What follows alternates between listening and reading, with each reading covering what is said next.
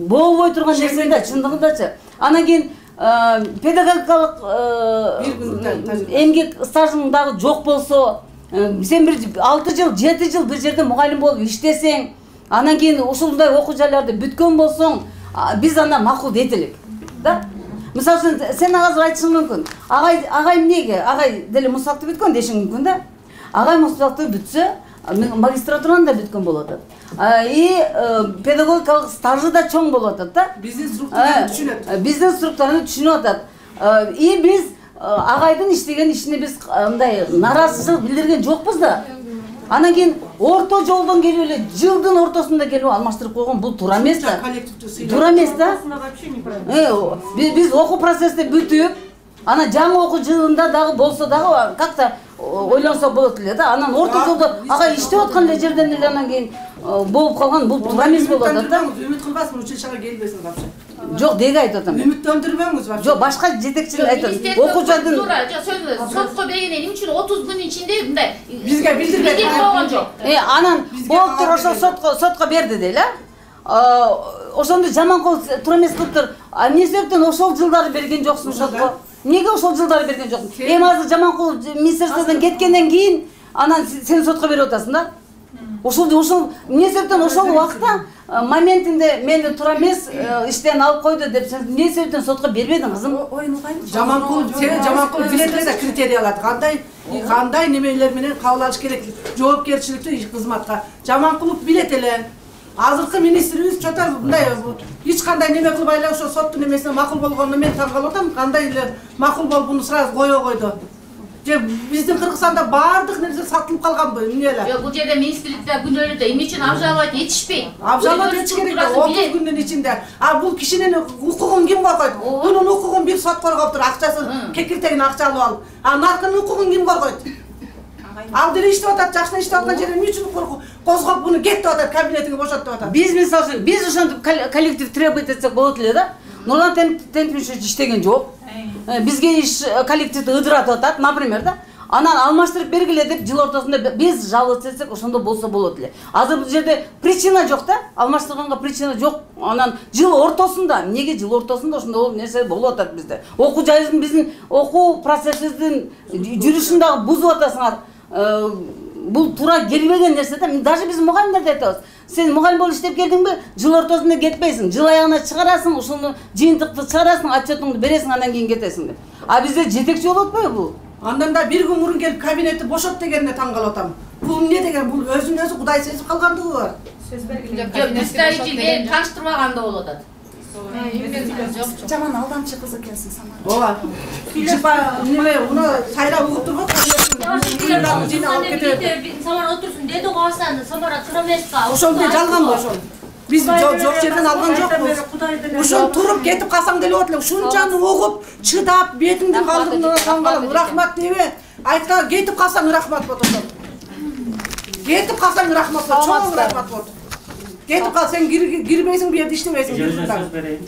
Өзү уяты жок экен, биз сааттан бери айта берип чарчадык. Өзүн уктук, баядан. Аста, пиар сейчас будет миленькая. Сейчас козочка будет. Козочка, өзүнчө неме ол. Жасалма. Бардыгы жасалма. Пиар бул өзү ошо училищага асылып эле туруп алдым. Эмнеге асылдым? Эмнеге училищада алтын бекитип койгон жоксуңар бир жерге? Кабинетты они ремонтировали из своего кармана. Забыли, что ли? Рұқсат беріңіздер ме? Сөйлеп қойсың. Жоқ, сілер міне Самараның ақшасын алып алана неме қылатасың. Ошон үчүн телейдене келди. Ошон үчүн келди да силер Самараның ақшасына қойып аласыңар ошон үчүн. Ооба, мен Самара айтам, бала, не дейсиз? Ошондой, ооба. Ошондой айтып берсең, мыйзамдуу токтом буйрук чыгып келген. Буйрук да. Коллектив адам эмеспи? Буна коллектив бизге неме эмеспи? Биз адам эмеспиз. Жок, сөздөр бизде калыс бар да. Бизге 30 күндө билдириш керек болчу. Мынандай чечим чыкты, 30 күндө силер обжаловать этесиңерби, этпейсиңер? Мынаны кара. чыгагыла, окугула деп бериш керек. Yo, minister обжаловать etиш керек. Алар итпей. Oyun oğlumuzlar birinci. О, анан чыгарганда туура чыгаргыла. Ай тартып кеткен аларда сүйлөшүп жөнөтүлүшүп. Ооба, андай болбойт. саткындар. Тыйым жигет тарткан. Эже андай жүрүңүздөр, негизи сүйлөшүңүз. Эмне кылсак, тууру азыр Самаранда оюнуга эле тууру Калыс кетиш керек, ошону айтып. бир тарап болбосун. Калыс болгон жок бу жерде, калыстык болбойт. Кыштын ортосунда, жылдын ортосунда келген деректе калыс болбойт эч качан. Самарага сөз берип. Өзүм болгон. Сүйлөгүн. Өзү да сулуу болуп чыга калат да, милиция күнөөсү жок болсо. Биз маданият төлөбөз. Шартан бери биз буга жакшылап түшүндүрдүк. Силер көрбөдүңөр, биз маданияттуу болуп жакшы түшүндүрдүк айыл. Чоң рахмат. Саламатсыздарбы, урматтуу коллектив, урматтуу көрөрмандар, буга чейин дагы телеканалда сүйлөдүк. Негизинен мына менин колумда биринчи ушул Садыр Нуркожоевичке рахмат. Ушул Садыр Нуркожоев соттор адилеттүү мыйзам чыгарып, мени чындыгында ошондо мыйзамсыз Садыр Кожоев неме чыгап берди сага чечимди. Менин негизинде мыйзамсыз деп атасың. Эже сөз берди. Ана да келин. Катуу даярданган экенсиң, Катуу даярданган жокмун. Кудай сурап. Садыр Нуркожоев Бөлө келе атабыз. Силерди чакырдымбы? Сиздердин сөзүңүздөр. Бул Садырды сатып алып, Садыр Нуркожоев чыгат. Эли угалы. Сөзгө керек бергиле. Сен эшке чыгып турчу айбала. Siz kimsiz? Samara aklından geçin.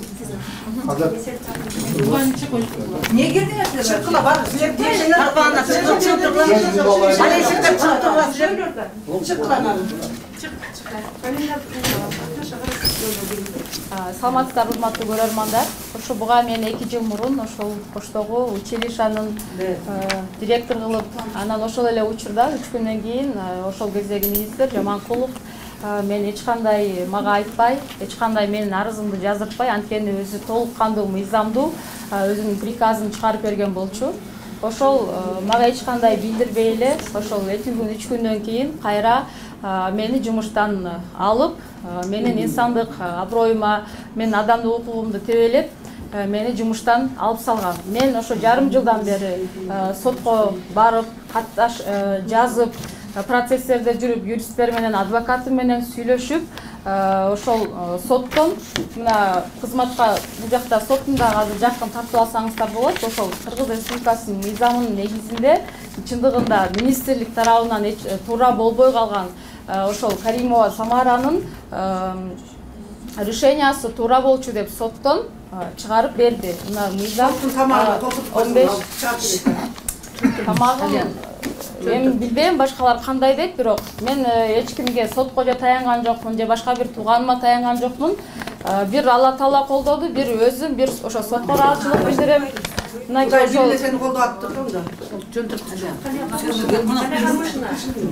Коллективде эмне дейсиз? Мисалы буга чейин соттун чечимин баарын эле көргөнбүз да негизи. Анан азыр коллектив азыр сөздөрдүн уктуңуз, каршылыгын уктуңуз дегендей көрдүңүз. Анан бир айдан бери кандай кадам кыласыз? Биз билбедик деп Нурлан аке билет болчу кече ошо Бишкекке чогуу учуп барып, бизди министр кабыл алды, стат катчы кабыл алды, замминистрлер кабыл алды, анын бардыгы мыйзам чегинде эле ошол сүйлөшүп, өзү билет болчу, ошол процесстердин бардыгын соттон биз утканыбызды дагы билет болчу. Мен сиздердин билишиңиздерди же билбешиңиздерди билбейт элем, урматтуу мугалимдер.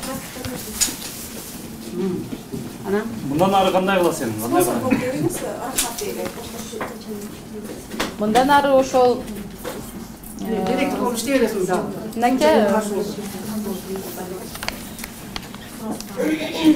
Самара, кызым келип Gözüm bitti oldu Даярдаппы? Биз эртеден бери канча айттык. Бул эже айтып келип атабыз. Келиңиз, эмси сүйлөп бериңиз. Emsi sıra birimiz de konuşuyor. Yukarıya gitkin olur. Биз өзүнчө Самаранын ушундай директор болуп калышын кече уктук да. Кече кандай аракет болот? Себеби мына 2 жыл мурун бул Самараны мурдагы министр өлүп калган күнүнүн эртесинен эле муну сразу зам министри шайлап койгон экен. Кайсы критериялар менен шайлаганын биз билбейбиз. Эмнеге таянган? Мисалы үчүн бул жерде бардыгы 15 жыл, 16 жылдан окуган музыкант, профессионал музыканттар. Музыкалык мектепте 7 жыл, училищеда 4 жыл, институтта 5 жыл, ошончо билим алып, анан тышкары аспирантураны бүткөндөрү да бар. Анан биздин жетекчиликке бул жерде биринчи критерия ушул консерваторияны бүткөн жогорку билимдүү. Педагогикалык стажы бар. Ошо коллективде биринчи баскычтар менен бүт көтөрүлгөн. Мисалы үчүн бөлүм башы болуп иштейби, андан тышкары завуч болуп иштеп, анан кийин келип директор болуп шайланган. Ушундай баскычтардан өткөн, такшалган, анан ушул коллектив менен тил табышып кете турган адамды шайлаш керек болчу. Ортодон эле бир күндө шайлап койдулар, анан кийин Жаманкулов келип, Жаманкулов чындыгында чынчыл адам экен. Ал ошо критерияларга карап туруп, бул жарабайт деп алып койгон. Алып койгондон кийин бул 2 жыл жүрдү. Жаманкулов пока иштеп атканда иштеке деген жок. Жаманкулов иштен кетери менен уже сотко берип, анан Нурлан Темишевич эле билген бул эмес болуш керек. Аны сотко берип, бунун аркасынан неме директорлукка жүгүрүп жүргөнүн. Биз кече уктук, анан кийин баарыбыз эсибиз болуп калды. Мурдагы келгенинде биз дагы шок болуп эсибиз, бизде Кыргызда ушундай боло берет экен да. Көчөдөгү ырчыны келип алып келип туруп профессионал музыканттарга директор кылып коюшса боло берет экен деп эсибиз отурганда ортогубузга отура калып сүрөткө түшүп, ар кандай немелерди жасап, анан кийин кеткен эле. Бирок ошо күнү эле кечинде директорлуктан алган. Анан биздин коллективдин баардыгы эмнеге каршы? Ушунча жогорку билимдүү профессионал музыканттарга иштекени биздин структураны түшүнбөгөн. Мисалы үчүн ушул жерде отурган мугалимдер, пианисттер өздөрүнчө экзамен алып атканда 2-3 мугалим тартышат. Мен окуучу мынандай ойнодум, меники жакшы ойноду, мынери мынандай болду дегенде, ошолордун баары мынандай неме болобу? Ошол суроо болот. Кимиси жакшы ойноду, кимиси жаман ойноду. Ошондо биздин директор келип туруп калыстыгын айтыш керек. Мунул жакшы ойноду, муна жаман ойноду, мунусу мынерди мынандай окуп калды, мунусу мындай. Бул өзү иштегени билбесе, музыкалык билими жок болсо, маданият техникумда азыр заочный 3-чү курста окуп атса, анан кандай, кайсы негизде, кайсы критерия менен буну азыркы министр директор кылып шайлап атат билбейбиз. Анан соттор деле биз азыр соттордун баары сатылып кеткен. Азыр мына жогорку сотту да өзүн соттоп атат. Керек болсо ошо биздин Самаранын ишин караган соттун өзүнүн ишин караш керек. Ошонун өзүнүн мүлкүн айлыгына жараша жашайбы же неме кылабы, ошону текшериш керек. Биздин үчүн мына баарыбыз жөнөкөй кийинип отурабыз. Баарыбыз айлык менен жашайбыз. Ошо соттор ушу бизде кийине экен. Ушу бизде жакшынакай ушундай болуп жүрөбү экен, аларыңдын кийгенин көрүп, машинасын мингенин айт, үйлөрүн айт. Алар ошо алган парасы менен элдердин каражанын, немесин, жон терисин сыйрып алып анан кийин жашап атышат. Силерге тааныштыруу бирөө жарым келди. Эч ким келбеди. Эч ким келбеди.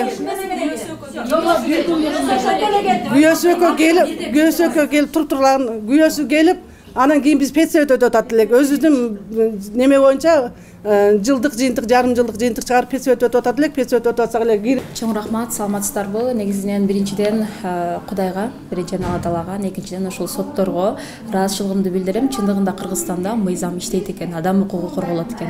Мен ошол 2018-жылы ошол музыкалык училищага директор болгондо кайра 2-3 күндөн кийин эч кандай себеби жок, эч кандай основания жок эле, эч кандай жүйөлүү нерсе жок эле. Мен ошол мага арыз да жаздырбай, менин арызым жок эле, мени кайра жумуштан алып салган.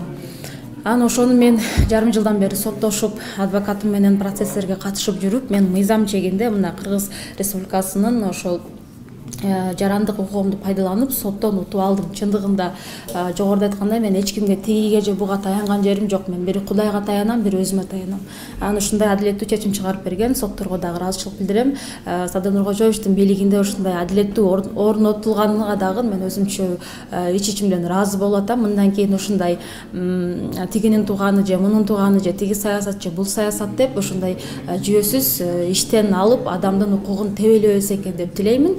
Өзүңүздөр билгендей, мен буга чейин деле ошол кыргыз маданиятына, кыргыз коомуна аз да болсо өзүмдүн салымымды кошуп, жарандык адам катары көптөгөн аракеттерди кылып келгем жана ошондой мындан кийин деле аракетимди кыла берем. Чындыгында мына эли журттун астында биринчи Кудайдын астында менин жүзүм жарык. Чындыгында менин ошол мезгилде директор болуп шайланганым 100% мыйзамдуу болчу. Мына ошол нерсени мага сот дагы тастыктап берди. Ошондуктан мен бардыгынын алдында жүзүм жарык деп айта алам.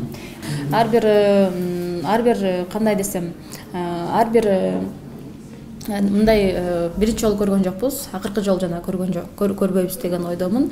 Мындай нерселер коомузда болуп, бир эле мен жетекчиликтен мени мыйзамсыз алып салып, кайра мен соттон утуп алган жетекчи бир эле мен эмесмин. Кыргызстанда мындай жетекчилер абдан көп. Ошол укугуну